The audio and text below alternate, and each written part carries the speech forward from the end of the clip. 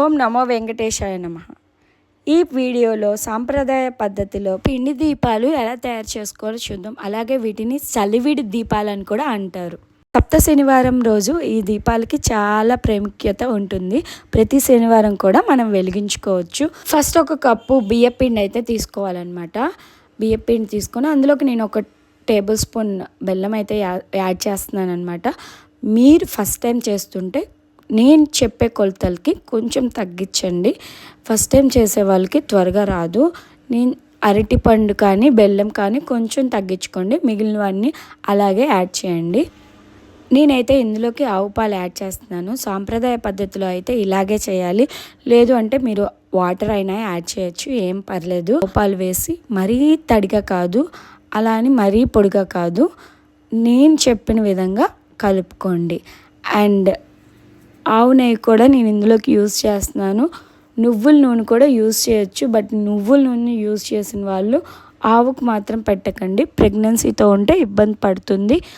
పారే నీళ్ళలో కానీ మన చెట్లకు కానీ వేసేయచ్చు ఈ పిండి దీపాలని. నేను చూపిస్తున్న విధంగా అయితే కలుపుకోండి. మరీ తడిగా ఉండకూడదు, అలా అని మరీ పొడిగా ఉండకూడదు, చాలా సాఫ్ట్గా ఉండాలన్నమాట. మెత్తగా బాగా కలుపుకోవాలి.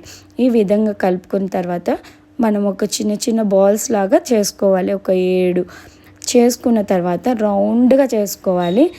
మన బొటని వేలు ఉంది కదా, మన చేతికి గీ రాసుకుంటే ఇంకా బాగా వస్తాయి అన్నమాట. బొటని వేలు మధ్యలో పెట్టి నేను చూపిస్తున్న విధంగా మనం లోపలికి అనుకుంటూ తిప్పుతూ ఉండాలి. అదిగోండి, మనకి ఇలా అతుక్కుంటూ ఉన్నట్లయితే మనం గీ తీసుకొని చక్కగా రాసుకొని చేతికి వేలికి మనం ఇలా ప్రెస్ చేసుకుంటూ ఉండొచ్చు. 2 చేతులను కూడా యూస్ చేయొచ్చు, బట్ నేనైతే కుడి చేతితో చేస్తున్నాను. ఇంకొంచెం పొడిగా కావాలంటే మళ్ళీ ఆ బాల్ని తీసుకొని అలా ఒత్తినట్లయితే మనకి హోల్ లోపల దాకా వెళ్తుంది అండ్ కొంచెం గుంటలాగా అవుతుంది. మనం గీ వేసినప్పుడు కూడా అందులో ఆవు నెయ్యి వేసి దీపారాధన చేసినప్పుడు కూడా ఎలాంటి ఇబ్బంది ఉండకుండా ఉంటుంది. అండ్ ఎంత చక్కగా వచ్చిందో చూసారా పిండి దీపం మనకైతే. సో ఈ విధంగా ఉండాలి. మీరు కలుపుకునేటప్పుడు అరటిపండు ఇవన్నీ కలిపితే మీరు పూజకు అన్నీ రెడీ చేసిన తర్వాతే పిండి దీపాలు అనేవి తయారు చేసుకోండి. లేదు అంటే అవి కొంచెం కలర్ చేంజ్ అవుతుంది. అరటిపండు వేయడం వల్ల కొంచెం క్రాక్స్ వస్తాయి. సో మీరేంటంటే పూజకు అన్నీ రెడీ చేసిన తర్వాతే యాడ్ చేసుకోండి. నార్మల్గా చేసుకునే వాళ్ళైతే అరటిపండు లేకుండా చేసుకోవచ్చు, ఏం కాదు, అవి కలర్ ఏం చేంజ్ అవ్వవు. నామాలు పెట్టుకోండి. నామాలు పెట్టి 3 కుంకుమ బొట్లు అయితే పెట్టుకోండి. చాలా బాగుంటుంది. దీపాలతో మనం గీ వేసి ఆవు నెయ్యి వేసి వెలిగిస్తే గోవిందుడు కోరిన కోరికలు తీరుస్తారనమాట. అలాగే ఆ లక్ష్మీదేవి కటాక్షం మన మీద ఎప్పుడు ఉంటుంది. అండ్ ఇంట్లో ఏదైనా నెగిటివ్ ఎనర్జీ ఉన్నా కానీ అది కూడా ఖచ్చితంగా వెళ్ళిపోతుంది. పాజిటివ్ ఎనర్జీ అయితే వస్తుంది.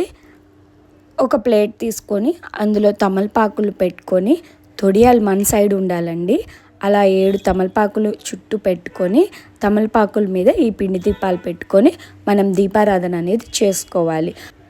7 రంగుల ఒత్తులతో చేసుకుంటే ఇంకా మంచిదండి ఈ దీపారాధన. ఇవి మనకి పూజా స్టోర్లో అవైలబుల్గా ఉంటాయి అండ్ మనం ఇంట్లో కూడా తయారు చేసుకోవచ్చు. నా వీడియో మీకు నచ్చిందా? నచ్చితే లైక్ చేయండి, సబ్స్క్రైబ్ చేయండి, షేర్ చేయండి, కామెంట్ చేయండి. Thank you.